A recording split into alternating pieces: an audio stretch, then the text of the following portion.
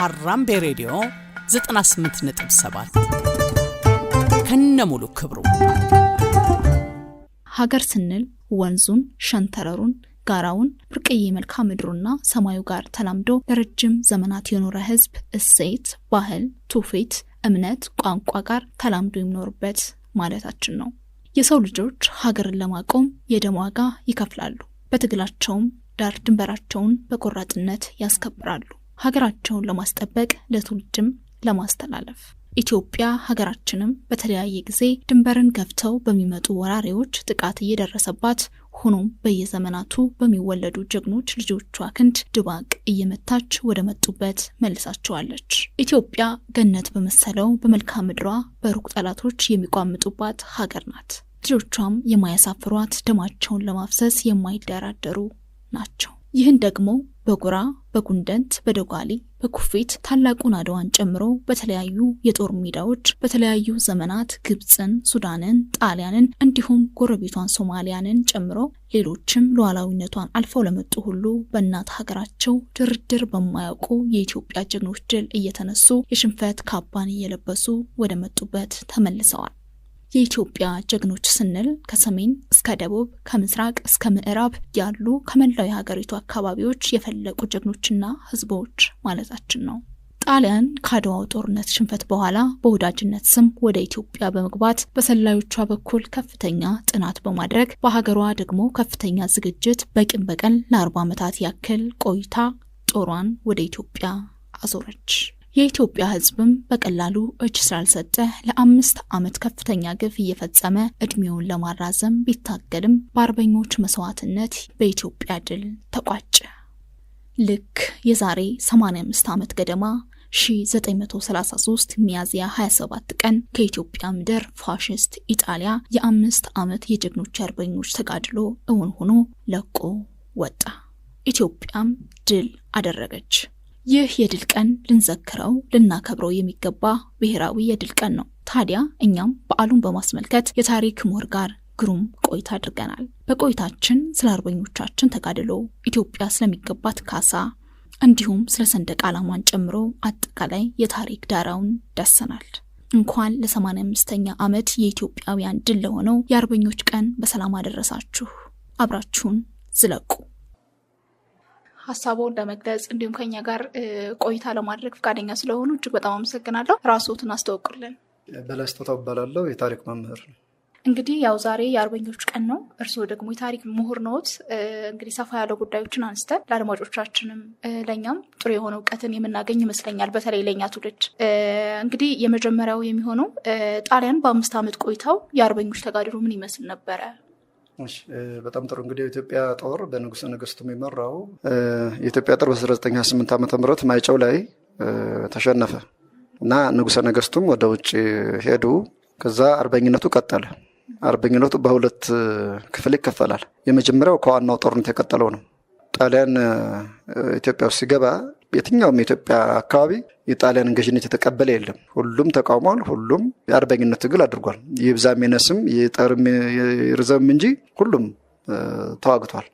የሃይማኖት ልዩነት፣ የቋንቋ ልዩነት ሳይገድበን ትከሻ ለትከሻ ተያይዘን በአንድነቱ ነው 5 ዓመት አርበኝነቱን ጣሊያኑን አርበድብዶ አርበኞቹ ያስወጡት። በሁለት ይከፈላል ብሻለሁ። የመጀመሪያው ከዋናው ጦርነት የቀጠለ ነው። የሚመራውም በታላላቅ መሳፍንት ነበር። በታላላቅ መሳፍንትና መኳንንት ነበር የሚመራው። ከዛ ሁለተኛው ደግሞ ጦርነቱ የወለዳቸው አዳዲስ አርበኞች ወጡ። ለምሳሌ አሁን በጎጃም ከዋናው ጦርነት የቀጠሉ ባላባቶቹ ወይም ደግሞ ገዢዎቹ እነ ደጃዝማች መንገሻ ጀንበሬ፣ እነ ቢትወደድ ነጋሽ በዛብህ እነዚህ የመሳፍንቱ ወገን ናቸው። ጦርነቱ ከተጀመረ በኋላ ደግሞ እነ ደጃዝማች በላይ ዘለቀ በዚህ በሸዋም በትግራይም ለምሳሌ በትግራይ እነ ደጃዝማች አባይ ካህሳይ፣ በጎንደርና ራስ አሞራ ውብነህ፣ እንደገና በዚህ በወሎ እነ ደጃዝማች መንገሻ ቡዬ፣ እዛው በሰሜን ወሎ ነው እነ ደጃዝማች ኃይሉ ከበደ፣ በዚህ በምዕራብ ሸዋ በኦሮሚያ ክልል ዛሬ ኦሮሚያ ክልል ሆነው እነ ጀነራል ጃገማ ኬሎ፣ በወለጋ የጥቁር አንበሳ አርበኞች፣ በሲዳሞ እነ ደጃዝማች አበበ ቡሎ እና አህሊቶ ህዋ ነው በሁሉም የኢትዮጵያ አካባቢ ማለት ይቻላል ተዋግተዋል። በዚህ በጉራጌ አካባቢ እነ ደጃዝማች በቀለ ወያ፣ ሻለቃ በቀለ ወያ እና ደጃዝማች ገረሱ ዱኪ እነዚህ በአርበኝነቱ ዘመን የወጡ ጀግኖች አርበኞች ናቸው። ጣሊያን እንግዲህ አዲስ አበባ እንደገባ ወዲያውኑ ብዙ ነገር ነው የቀየረው። ዋና ዋና መገለጫዎቻችንን ቀይሯቸዋል። ለምሳሌ ዋና መገለጫችን አንዱ የሀገራችን ስም ነው። ኢትዮጵያ የሚለውን ስም ቀይሮ የጣሊያን ምስራቅ አፍሪካ አለ። ኮሎኒያል ኦሪየንታሌ ኢታሊያና ነው የሚለው በጣሊያንኛው። የጣሊያን ምስራቅ አፍሪካ ማለት ነው። ስሙ ተቀየረ። የጣሊያን ምስራቅ አፍሪካ ያለው የዛሬውን ኤርትራ እና የጣሊያን ሶማሊላንድ የሚባለው የሶማሊያውን ግማሹን ክፍል እንዲሁም ደግሞ ኢትዮጵያን ሶስቱን አንድ ላይ አድርጎ ነው። ሌላው ሰንደቅ ዓላማችንንም እንደዚሁ አውርዶ የጣሊያን ሰንደቅ ዓላማ ሰቅሏል። ምናልባት እሱን በኋላ ላይ ብናነሳውና ከተከታዩ ጥያቄዎች ከዚህ ጋር ሊገናኙ ስለሚችሉ ሀሳቦችን፣ ነገር ግን የአርበኞች ተጋድሎ በደንብ ቢነሳ ብዬ አስባለሁ። ምክንያቱም የድል ቀን ነው እንግዲህ ሚያዝያ 27 እንደውም መጋቢት 28 ነው ትክክለኛ የድል ቀን የተገኘበት ይባላል እና እሱንም አያይዘው ቢያነሱልኝ። በጣም ጥሩ። እንግዲህ ትግሉ ቀጠለ። በየአካባቢው የነበሩ የጎበዝ አለቆች አርበኞች ራሳቸውን ጦራቸውን እያደራጁ ተዋጉ።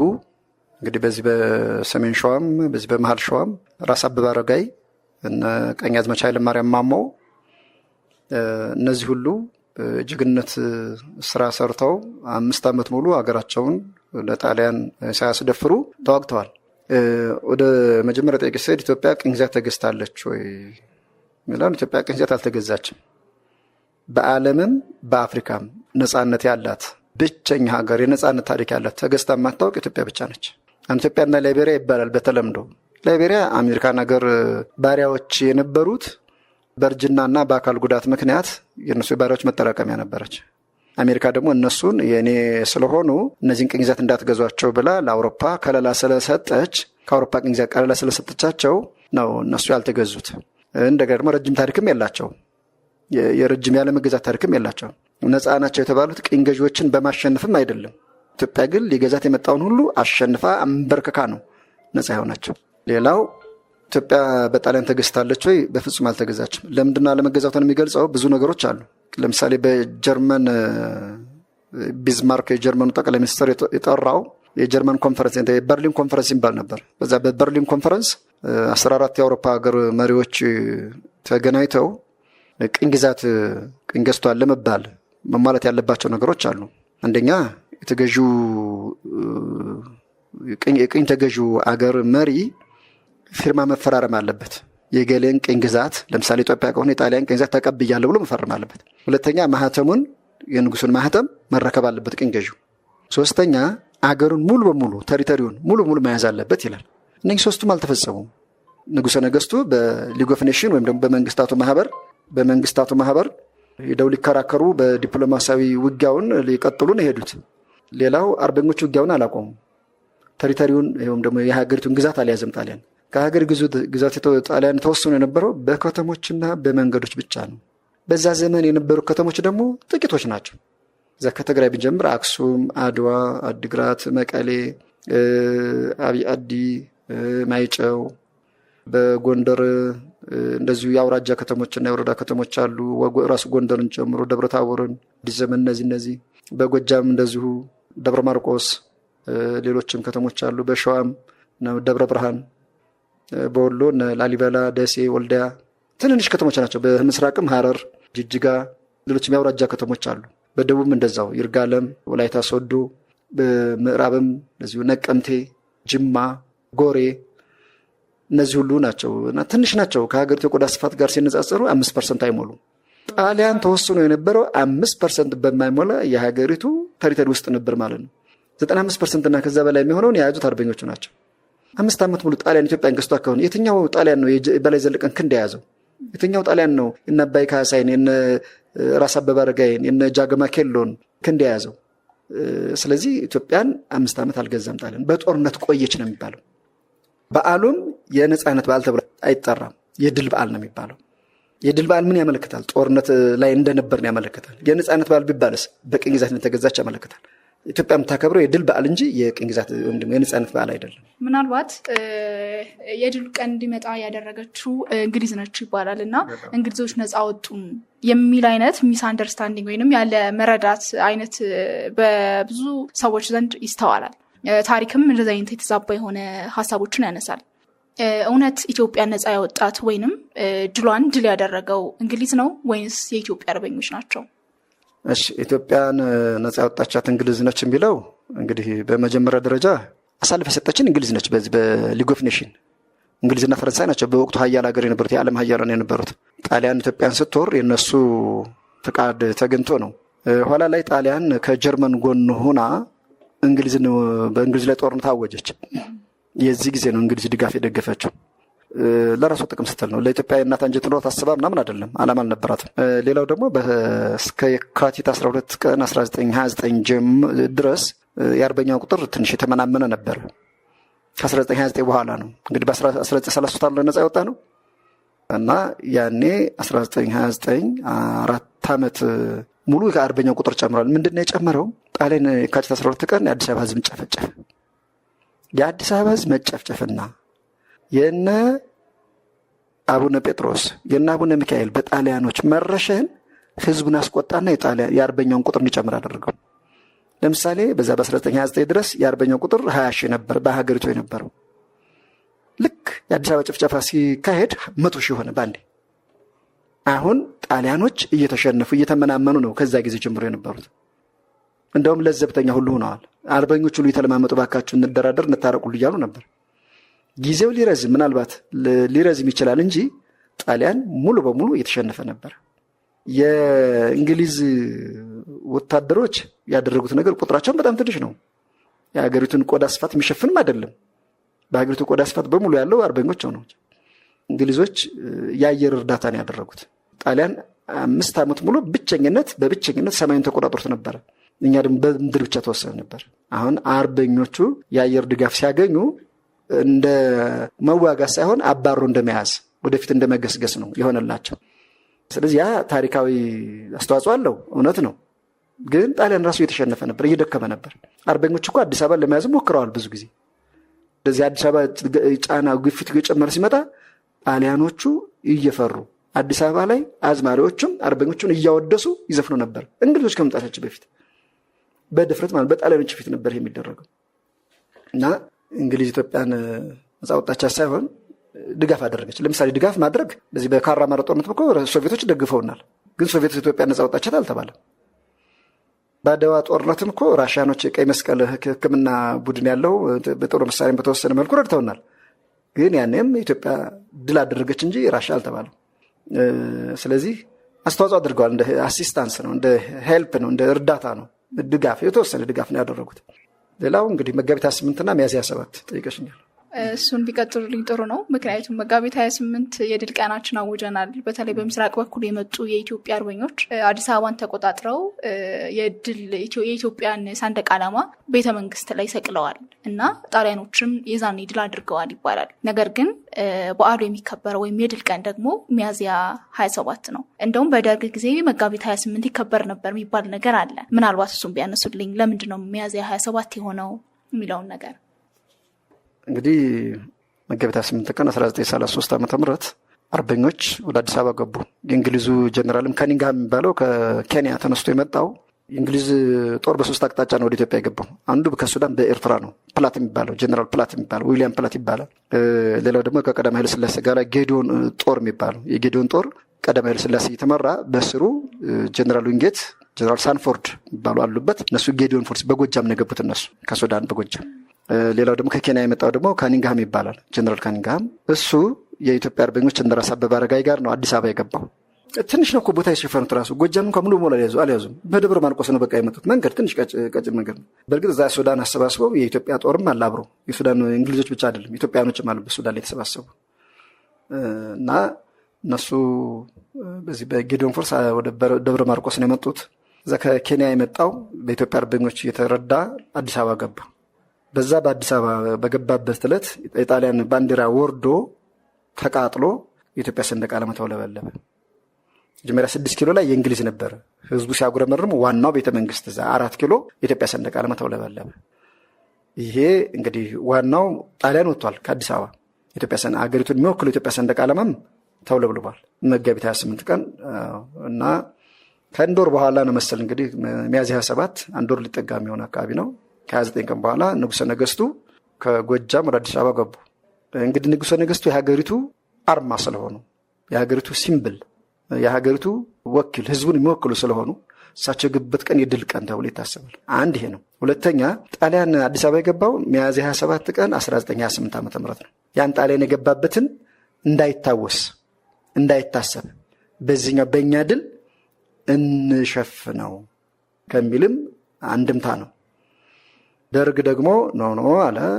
እንግዲህ በንጉሱ ጊዜ ሲከበር የነበረ ሚያዝያ 27 ነው። ደርግ ደግሞ ምንድን ነው ያለው? ንጉሱ አንድ ግለሰብ ናቸው። የሀገሪቱ ሰንደቅ ዓላማ ተውለብልቧል። ጣሊያንም ከዋና ከተማ ከአዲስ አበባ ወጥቷል። እሱን የድል ቀን መሆን ያለበት ብሎ 17 ዓመት መጋቢት 28 ቀን ነበር ሲያከብር የነበረው።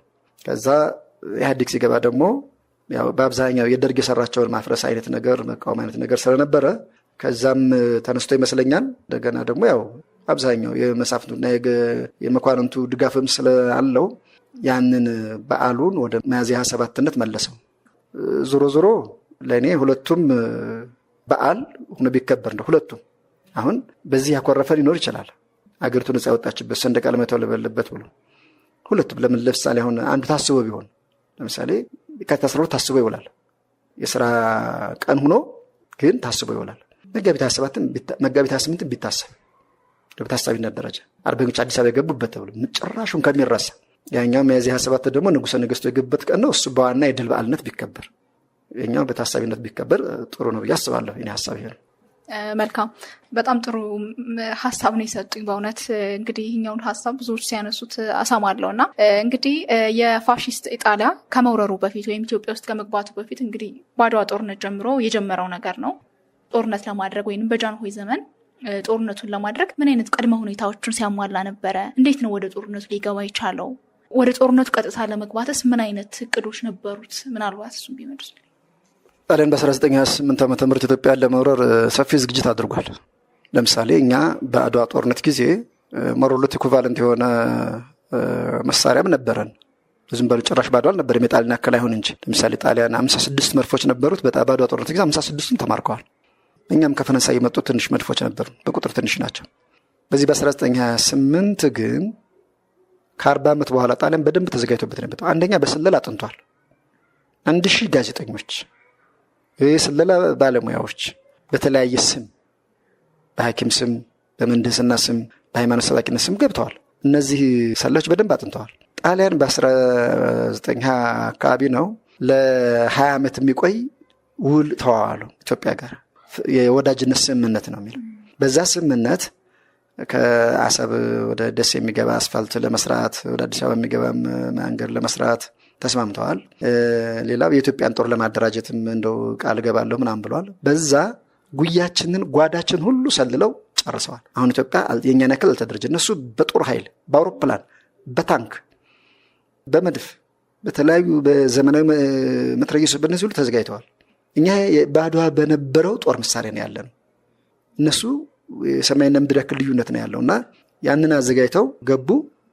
እንደተባለውም እነሱ ሰማዩን በብቸኝነት ተቆጣጠሩት። የመርዝ ጋዝ ደግሞ በአንደኛ ዓለም ጦርነት የተከለከለውን የመርዝ ጋዝ ሰውንም እንስሳውንም የፈጀውን ውሃ ሁሉ እየረጩ ሰው እንዲበከል ከፍተኛ የሆነ ግፍ ፈጸሙ።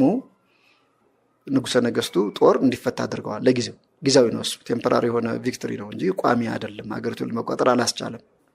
በዚህ ዝግጅት ጊዜ የኛ የጦር አውሮፕላን አልነበረንም። የመጓጓዣ አውሮፕላኖች ነበሩ፣ 8 አውሮፕላኖች። የጦር ጀቶች ግን አልነበሩም እንደ ጣሊያን። ሰራዊቱ ቢሆን ያው በደንብ ስልጠና የወሰደ አይደለም፣ ገበሬ ጦር ነው። ምናልባት ጥቁር አንበሳ የሚባለው ከሁለታ ገነት የወጡት 100 ምናምን የሚሄዱ ሰልጣኞች ነበሩ ከሁለታ ገነት የወጡት። ኋላ ላይ ጥቁር አንበሳ ሆነ ድርጅት መስርተው አገራቸውን በምዕራብ በኩል የተዋጉትና መስዋዕትነት የከፈሉት እነሱ ናቸው። ምናልባት ዘመናዊ እነሱ ምን ጫማ የላቸውም እኮ ዘመናዊ ልብስ ለብሰዋል፣ ግን ጫማም አልነበራቸው። በባዶ እግራቸው ነበር የሚሉት እንደማንኛውም ኢትዮጵያዊ። ስለዚህ ዘመናዊ ጦር ነበራት ማለት ኢትዮጵያ አይቻልም። አልተዘጋጀንም እኛ። በዚህ አጋጣሚ እንደው ቀዳማዊ ኃይለ ሥላሴ ለ50 ዓመት የሚጠጋ ያክል ኢትዮጵያን መርተዋል። ግን ራሻ በ15 ዓመት ውስጥ ነው ኢንዱስትሪያላይዝድ የሆነችው። ቻይና በ20 ዓመት ውስጥ ነው ኢንዱስትሪያላይዝድ የሆነችው። ጃፓን በ35 ዓመት ውስጥ ነው ኢንዱስትሪያላይዝድ የሆነችው። 50 ዓመት 40 ዓመትም በጣም ብዙ ነው ለኛ። ብዙ ነገር መቀየር ይችል ነበር። እግዚአብሔር መቼም የስልጣን ዘመናቸውን አስረዝሞላቸዋል። ግን እሳቸው ደግሞ ብዙም በማዘመን በኩል በእርግጥ ይሄ ዘመናዊ ትምህርት ተስፋፍተዋል። ግን ኢንዱስትሪያላይዝድ በማድረግ በኩል ብዙም አልነበር። የጦር መሳሪያ ፋብሪካ፣ የጦር አውሮፕላኖች፣ ታንኮች ማምረት ይህንን አልተሳካልንም እንግዲህ እና ጣሊያን ሲመጣ እኛ ድሮ በነበረው በኋላ ቀር መሳሪያ ነው ያገኘን። ኢትዮጵያውያን ወኔ ጀግንነት እንጂ መሳሪያ ኢጣሊያን ያክል አልነበረንም። ምናልባት ከስነ ልቦና ዝግጅት አንጻርስ እንዴት ያዩታል? ከስነ ልቦና ዝግጅት አንጻርም አፄ ምኒልክ ወደ አድዋ ሲሄዱ የተባበረች ኢትዮጵያን ይዘው ነው ሄዱት። ቀዳማዊ ኃይለ ሥላሴ ወደ አድዋ ሲሄዱ ግን ያኮረፈች ኢትዮጵያን ይዘው ነው ሄዱት። በዳግማዊ ምኒልክ ዘመነ መንግስት ምኒልክ የምኒልክ አመራር አስተዋጽኦ አድርጓል። ለምን ምኒልክ ኦቨር ኪሊንግ የሚባለው ወይም ደግሞ እንደገና ካሸነፉ በኋላ ደጋግሞ እስከ መጨረሻው ማጥቃት አይወዱም። ምህረት ያደርጋሉ፣ ይቅርታ ያደርጋሉ። በጦር ሜዳ አሸንፈው ለማድረኳቸው ሁሉ ራሳቸው እያከሙ መጀመሪያው በነገራችን ላይ የመጀመሪያው ፈርስት ኤድ የመጀመሪያ ሕክምና እርዳታ ሰለጠኑ እሳቸው ናቸው። የመጀመሪያዎች ፈርስት እሳቸው ናቸው። ፐርፌክት ድራይቨር ተብሎ ከጀርመን መንጃ ፈቃድ ይመጣላቸው እና ቶለራንስ የሚባለው ታጋሽነት፣ ቻይነት፣ ይቅርባይነት ነበረ። ያመጹባቸውን ሲገቡ ይቅርታ ጠይቀው ሲገቡ ድግስ ደግሰው መድፋስ ተኩሰው ነበር የሚቀበሏቸው። ቀዳማዊ ኃይለ ሥላሴ ያ ብልህነታቸው አስተዋይነታቸው እንዳለ ሆኖ ይህን ከዳግማዊ ምኒልክ ይቅርባይነትን አልወረሱ። ሌላው ደግሞ አስኮርፈዋል። ለምሳሌ ጅማ በምኒልክ ዘመን ኢንተርናል ኦቶኖሚ ወይም ደግሞ የውስጥ ነፃነት የሚባለው ነበር። በውስጥ ግዛታቸው ማንም አይገባባቸው። በቀዳማዊ ኃይለ ሥላሴ ጊዜ አጡት። ይህን አኮረፉ። ወሎ ልጅ ኢያሱንና አባታቸውን ንጉስ ሚካኤልን ተገደሉ፣ ሞቱ። በዚህም ወሎ አኮርፏል። ጎጃም ራስ ኃይሉ የእድሜ ልክ እስራትና የንብረት መወረስ ውልቅንጨታቸውን ድሃ ስላደረጓቸው ጎጃም በዚህ አኮርፏል። ጎንደር ራስ ጉግሳ ወሌ በአንቺም ጦርነት ስለተገደሉ ጎንደርም አኮርፏል። እሳቸው ሲሄዱ ግን ጥል ያለች እንደው ግማሽ የሆነ እንትን ነው ይዘሩት። ሌላው የአድዋ ጦርነት አርበኞች በጦርነት ተወልደው በጦርነት ያደጉ ናቸው። ሀገሪቱን ምኒልክ አንድ ሲያደርጉ የተበታተነችውን ሀገር አንድ ሲያደርጉ በዛ ጦርነት ልምድ አላቸው። እንደገና ደግሞ በዚህ በመሐዲስትም በሁሉም ሲዋጉ የነበሩ አሉ። ግብጾችንም ሲዋጉ ነበሩ። በሰሜኑ ሀገር አንድን ለማድረግም እንደዚህ ሲዋጉ ነበሩ። ስለዚህ በጦርነት ተወልደው በጦርነት ያደጉ ናቸው። የቀዳማዊ ኃይለ ሥላሴ የዘመን ተዋጊዎች ግን የጦርነት ልምድ አልነበራቸውም። ከአድዋ እስከ ማይጨው ድረስ በ40 ዓመት ውስጥ 2 ጦርነት ብቻ ነው የተካሄደው። የት ነው እሱ? የመጀመሪያው ሰገሌ ነው በ1909 ዓመተ ምህረት፣ ሁለተኛው በ1922 ዓመተ ምህረት አንችም ነው። የጎንደር ገዥ የነበሩት ራስ ጉግሳ ወሌ የተዋጉበት ማለት ነው እና የሞቱበት። እሱ ደግሞ ጠባብ ነው። ማንኛውም የኢትዮጵያን ሕዝብ ተዋጊ አላዳረሰም። የሚያሳትፍ አይደለም። አሳታፊነቱ በጣም ጠባብ ነው። ስለዚህ የጦር ልምድ አልነበረንም። በዛ ላይ ደግሞ የፖለቲካ ኩርፊያው አለ፣ የጣሊያን ዝግጅት አለ። ሌላው ደግሞ ላክ ኦፍ ኮኦርዲኔሽን ደግሞ የእርስ በርስ የመተባበር ችግር ነበር። ለምሳሌ ቀዳማዊ ኃይለ ሥላሴ ወደ ማይጨው ሂደዋል። በደቡብ በኩል ያለው ውጊያ ምን ላይ እንደደረሰ የሬዲዮ መገናኛ ፋስት ኮሚኒኬሽን አልነበረንም። ጣሊያኖች እሳቸው ወደ ማይጨው ሆነው ወደ አዲስ አበባ ስልክ ሲደውል የእሳቸው ስልክ ሁሉ ይጣልፈና ጣሊያኖች ያውቃሉ። የገመድ ስልክ ነበረ፣ መደበኛ ስልክ ነበር የነበረው፣ የሬዲዮ መገናኛ አልነበረንም። ስለዚህ በዛ ሁሉ መረጃና የትብብር የኮኦርዲኔሽን እጥረት ሰሜኑና ደቡብ አይተባበርም ነበር። የት እንዳለ አዲስ አበባን እንኳን ለመያዝ ራሱ ሲሞክሩ እኮ አርበኞቹ በሰሜን ገሌ፣ በደቡብ ገሌ፣ በምስራቅ ገሌ ተብለው እነ ደጃዝማች ባልቻ አባ ነፍሶ፣ እነ ደጃዝማች አበራ ካሳ የራስ ካሳ ያሉ ልጆች ናቸው፣ አስፋውሰን ካሳ፣ እነ ፍቅረ ማርያም ደጃዝማች ፍቅረ ማርያም፣ እነዚህ ሁሉ ሲመጡ ኮሚኒኬሽን የሬዲዮ መገናኛ ስላልነበራቸው አንዱ ይገባ አይገባ አያውቁም። ዝም ብሎ በመልእክተኛ ብቻ ነው ኮሚኒኬት የተደራረጉት። አንድ ላይ ባለመሆናቸውም ከሸፈባቸው እና እኛ በሁሉም ጣሊያን ያሸነፈበት ምክንያት አንደኛ የመርዝ ጋዝ በመጠቀሙ በሰማይ፣ ሁለተኛ የአየር ብቸኛ ቁጥጥር በማድረጉ ሰማዩን ተቆጣጥሯል በብቸኝነት። ኢትዮጵያ ጦር አውሮፕላን አልነበራትም። በሰሜን ቢመጣ መች ይችለን ነበር፣ በምስራቅ ቢመጣ መች ይችለን ነበር። በሰማይ መጣ እንጂ በማንችለው ሀገር ያሉት አርበኞችም ከአንድ በላይ ሲሆኑ፣ ሌላው ደግሞ አርበኛውን ፍረስትሬት ያደረገው አልሆኑ። በእርግጥ የመርዝ ጋዙ ነው። እስትንፋስን ጸጥ ነው የሚያደርገው። በምንም በጠመንጃ ተከላከዩ ሩጦሽ አታመልጨው። ይሄ በጣም ከባድ ነበር ለኢትዮጵያ አርበኞች። ሌላው ኢትዮጵያ ያንን የማይጨው ጦርነት እንግዲህ ያጣችበት አመራርም ችግር ነው። ሁሉን ማሳትፎ አንድ ላይ አድርጎ የማስተባበር ነገር አልነበረም። ሌላው እንደ ነገሮች ጣሊያኖች የመሳሪያ የበላይነት፣ የስለላ የበላይነት፣ የመረጃ የበላይነት፣ የታክቲክ የበላይነት አለ። አሁን ያቺ 1920 ዓመተ ምህረት የተባባሏት የወዳጅነት ስምምነት ውስጣችንን ገመናችንን እንዲያውቁ አድርጓቸዋል። አሁን እችን ሀገር ብንኖራት በቃ አተቋቋመንም ብለው ደምድመዋል። ስለዚህ እኛ እነሱን እናቅም፣ እነሱ ግን ስለኛ ያውቃሉ። መረጃ የበላይነት የመሳሪያ የበላይነት ብቻ ሳይሆን የመረጃ የበላይነትም ነበራቸው። መልካም እንግዲህ ፋሽስት ኢጣሊያ በቆይታው 5 ዓመት ቆይቷል። ያው በጦርነትም ቢሆን እጅ ባለመስጠትም ቢሆን ራሱን ለመቆየት ሙከራ አድርጓል እና 5 ዓመትም ቆይቷል እና በዚህ ቆይታ ውስጥ ቆይታውን ለማራዘም ምን አይነት ታክቲኮችን ወይም ምን አይነት ስልቶችን ይጠቀም ነበረ? በመጀመሪያ ደረጃ እንግዲህ ጣሊያን ያው የተለያዩ ፕሮፓጋንዳ ይጠቀም ነበር። ለምሳሌ ኤርትራን ሲይዝ የባሪያ ተብለሽ እኛ ነጻ ልናወጣሽ መጣን ነበር ያለው።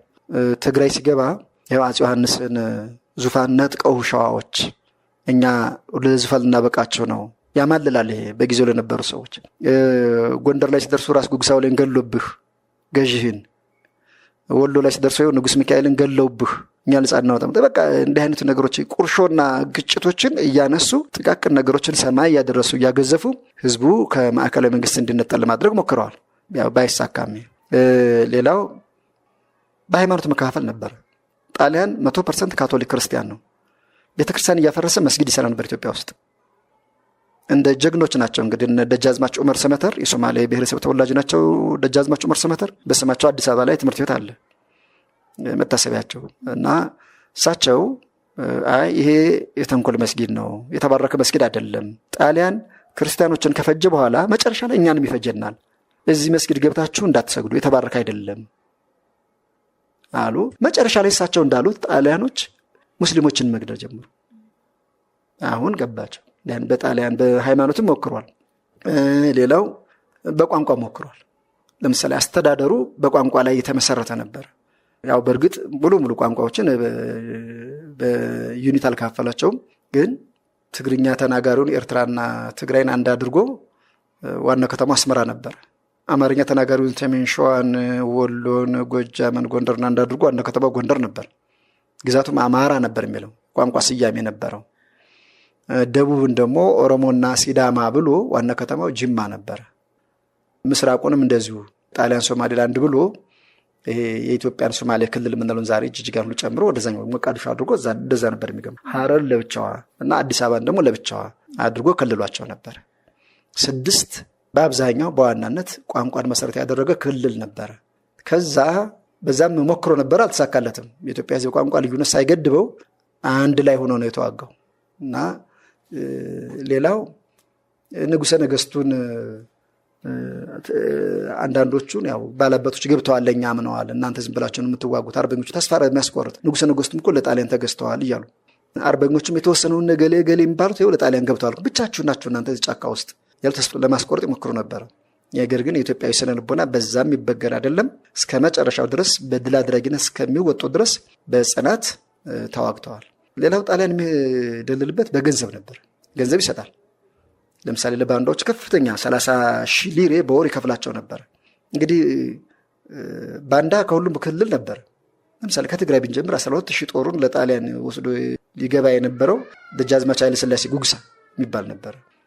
ያው የሱ ጦሮች ግን አይኛ ለጣሊያን እንገባም ብለው የተወሰኑት ተመልሰው መጡ። እንግዲህ በጎጃም እንደራስ ኃይሉ በለው፣ በዚህ በሸዋም እንደዚሁ የተወሰኑ አርበኞች ባንዳዎች ነበሩ። በጅማ አባጆ ቢር እሳቸው ያስኮረፏቸው ነች። በነገር ቀደም ሲል ያስኮረፏቸው በቃ ወደ ጣሊያን ገብተዋል እና የራስ አባተ ቦያለው ልጅ ራሱ መሀል ሸዋ ላይ ማለት ነው ራስ ጌታቸው አባተ በጣሊያን ባንዳነት ገብተው ነበር እና ምን ልልሽ ፈልጌ ነው በተለየ መልኩ የሚመሰገን የኢትዮጵያ ክልል የለም። በአርበኝነት ሁሉም ጋር አርበኛ አለ። በተለየ መልኩ የሚወቀስ የኢትዮጵያ ክልል የለም። ሁሉም ጋር ባንዳ አለ። እንኳን ከአንድ ማህበረሰብ ከአንድነት ክፉ ልጅና ደግ ልጅ፣ ጀግና ልጅና ፈሪ ልጅ ይኖራል። ስለዚህ በዛ በባንዳነትም በገንዘብ በመደለል በማስኮረፍ ድሮ የነበራቸውን ቁርሾ ንጉሱ የበደሏቸውን በደል እያነሱ ለመካፈል ሞክረው ነበር። ያ ሁሉ አልተሳካም። መጨረሻ ላይ አርበኞቹ ቁጥራቸው እየበዛ ባንዳው ቁጥሩ እያነሰ ነው የመጣው። መልካም። ስለዚህ የተለያዩ ስልቶችን ይጠቀሙ ነበረ እስከ መከፋፈል ድረስ በሚደርስ ማለት ነው። የአዲስ አበባን ከተቆጣጠረ በኋላ የኢትዮጵያ ባንዲራ በመውረድ የጣሊያን ሰንደቅ ዓላማ መስቀላቸው ታሪክ ይናገራል እና ቅድም አንስተውልኛል፣ ነካክተውልኛል ቢያነሱልኝ ብዬ ነው። ለ5 ዓመትም ቆይተዋል እና ቀኝ ግዛት አልተገዛችም የተባለችበት ምክንያቱ ጭብጥ የሆነ ነገር ቢነግሩኝ። የጣሊያን ቁጥጥር የነበረው አሁን ኢትዮጵያ በ5 ዓመት ጦርነት ላይ የነበረችው እንጂ ቀኝ ግዛት አልተገዛችም። የጣሊያን ቁጥጥር የነበረው የተለያየ ነው፣ ከተሞችና መንገዶች ላይ ነው። በዛ ዘመን የነበሩ ከተሞችና መንገዶች በጣም ትንሽ ናቸው፣ ውስን ናቸው። ከሀገሪቱ ቆዳ ስፋት በእኔ ግምት 5% አይሞሉም። ከዛ በላይ ያለውን 95%ቱን ጣሊያን አርበኛው ይዞታል። ጣሊያን በትንሽ ውስን ቦታዎች ላይ ነው የነበረው። ተደላድሎም አልገዛም እኮ ጣሊያን፣ ወከባ ነበር ሁሌ። አርበኞቹ ድንገተኛ ጥቃት ያደርሱበታል። የውስጥ አርበኞቹ መረጃ ይሰጡ፣ ለአርበኞቹ ድንገት የከበባ እያደረጉ ጥቃት ያደርሱባቸው ነበር እና እየተዋከበና እየተጣደፈ ነው የነበረው ጣሊያን።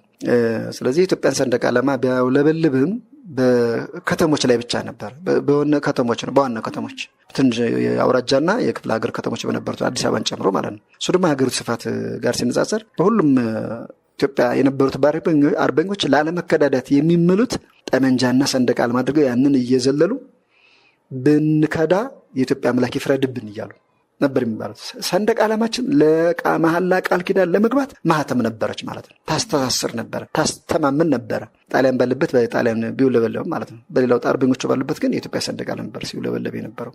ሌላው እንግዲህ ጣሊያን ኢትዮጵያን ገዝቷል፣ ግን አልተገዛችም። ኢትዮጵያ በጦርነት ላይ ነበረችው። አንደኛ በቆዳ ስፋት 5% ያነሰ ነው የያዘው። ሁለተኛ ንጉሱን ማህተም አልተከረከበም። ሶስተኛ ንጉሱ ጣሊያንን ገዥነት ተቀበሉ አልፈረሙም። ኢትዮጵያ ጣሊያን ቀኝ ገዥነት ተቀብያለሁ ለሌላው አፍሪካ እንደተደረገው ሁሉ አልተሟላም። ከዛ ከ5 ዓመት በኋላ ድል አድርገን አሸንፈናል። ስለዚህ ኢትዮጵያ ነፃነቷ እንደተጠበቀች የነበረች ሀገር ነች። እንግዲህ ፋሽስት ኢጣሊያ በቆይታው ብዙ ግፎችን ፈጽሟልና ምን ግፎችን አደረገ? ጣሊያን የፈጸማቸው ግፎች እንግዲህ በተዋጊው አርበኛ ላይ ብቻ ሳይሆን ለምሳሌ በአንደኛው ጦርነት የተከለከሉ የመርዝ ጋዝ፣ የመስተርድ ጋዝ ይባላል፣ ደግሞ የምሬት ጋዝ ይባላል። እሱን ኢሰብአዊ በሆነ መልኩ የሰውን ህይወት የእንስሳትን ህይወት በቃ ጨፍጭፏል። ሌላው ራሳቸውን መከላከል የማይችሉ አብያተ ክርስቲያናትን አቃጥሏል። ካህናትን፣ መነኮሳትን ሁሉ ገድሏል።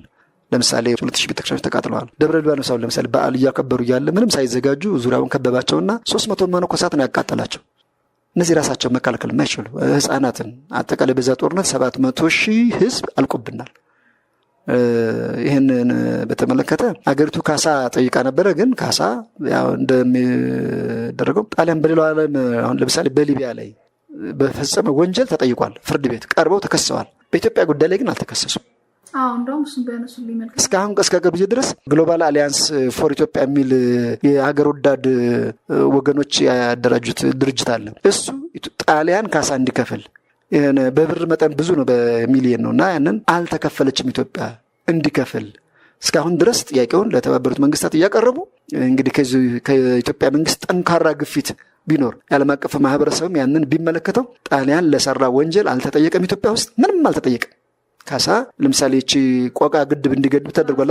እሷ ምንም ካሳ ልትሆን አትችልም። እሱ በጣም እንደው በእኔ ግምት ነው 5% የምትሸፍን አይመስለኝም። 1% ማድረግ እንደው ለፈጸመው ግፍ። ስለዚህ ከዛ ጋር የሚነጻጸር አይደለም እና ያን ያክል የሚፈልገውን ያክል ጣሊያን በወንጀልም አልተጠየቅም። ሌሎች ሀገሮች እንዳደረገው ለምሳሌ ናዚን ማንሳት እንችላለን። ከአሁንም እስከ ቅርብ ጊዜም ድረስ እየተያዙ ፍርድ እየቆሙ ነበር። አሜሪካም እንደዛው ጃፓን ውስጥ ላደረገችው ሂሮሺማ ላይ እስካሁን ድረስ እየካሰችም ትገኛለች እና ጣሊያን ግን በጦርነት ህግ ማይፈቀድ መርዛማን ሲረጭ ነበር መርዝ። ከዛም ባሻገር ግን ከፍተኛ የሆነ ግፎች እንደፈጸሙ እርስዎ እየነገሩኝ ነበረ እና ይህ በሆነበት ሁኔታ ስለምንድነው ምንድነው ምክንያቱ? ለምንድነው ፍርድ ቤት ላይ ያልቆሙት? ለምንድነው በዛን ጊዜስ ነፃ ኢትዮጵያ ድል ካደረገች በኋላ ያደረጉ ሰዎች ለምንድነው የፍርድ ሎግ ኦፍ ኔሽን ላይ ያልተቀመጡት የሚለውን ነገር ቢያነሱልኝ። በጣም ጥሩ። እንደመሰለሽ አሁን ጣሊያን እንግሊዞች እዚህ አዲስ አበባ ሲገቡ የጣሊያን ምርኮኞች በኢትዮጵያ እጅ እንዳይተላለፉ አድርገዋል። የጣሊያንንም ንብረቶች በሙሉ እንግሊዞች ናቸው የወሰዱት ነቃቅለው። ለጣሊያን የተሻለ መሰረተ ልማት የገነባው ነበረ። እሱን ሁሉ ወስደዋል ነቃቅለው። የጣሊያን ምርኮኞችም በኢትዮጵያ እንዳይጠይቁ አድርገዋል። ለምሳሌ በአድዋ ጦርነት ጊዜ መደራደሪያ ነበሩ ምርኮኞቹ። በ5 ዓመት ጦርነት በኋላ ግን ንጉሠ ነገሥቱ ከገቡ በኋላ በዋናነት በእንግሊዝ ቁጥጥር ስር ጠፍር አድርገው ይዘዋቸው ስለነበረ ይህን አልረስቻላቸው። ሌላው በተባበሩት መንግስታትም እንግዲህ ያው የነጭ ዘረኝነት አለ። አሁን ጥቁር ነጭን ከሶ ፍትህ እንዲያገኝ እስካሁንም ድረስ ፍትሃዊ የሆነ ነገር የለም በነጮቹ ዘንድ። የዛ የዘረኝነት ችግር ይመስለኛል። እንደገና ደግሞ የመንግስታችን ጠንካራ ግፊትም አለማድረግ፣ ዓለም አቀፍ የሆነ ጉልበተኛ አለመኖር፣ ወይም ደግሞ ከጉልበተኛ መንግስታት ኢትዮጵያ ጠንካራ ወዳጅ ግፊት የሚያሳድር ለምሳሌ ሶቪየቶች ለምስራቁ ዓለም ይከራከሩ ነበር፣ አሜሪካኖችም ለምዕራቡ ዓለም ይከራከሩ ነበር። ኢትዮጵያ ግን እንደዚህ አይነት ጥንክር ያለ ተጽዕኖ ማሳደር የሚችል ወዳጅ ስላልነበራትም ይመስለኛል የራሷ ሊሚቴሽን የራሷ ውስንነት እንዳለ ሆኖ ጥሎ ከወጣ በኋላ እንግዲህ ፋሽስት ከፍተኛ የሆኑ ግፎችን ፈጸመ፣ ብዙ ነገር አደረገ። በስተመጨረሻም ኢትዮጵያ ድል አደረገችና በአርበኞች ተጋድሎ እንዲሁም መስዋዕትነት ነፃ ወጣች። ከወጣች በኋላ ግን ጣሊያ ኢትዮጵያ ላይ ምን አይነት ተግዳሮት አስከተለ የሚለውን ነገር እስኪ ቢያነሱልኝ።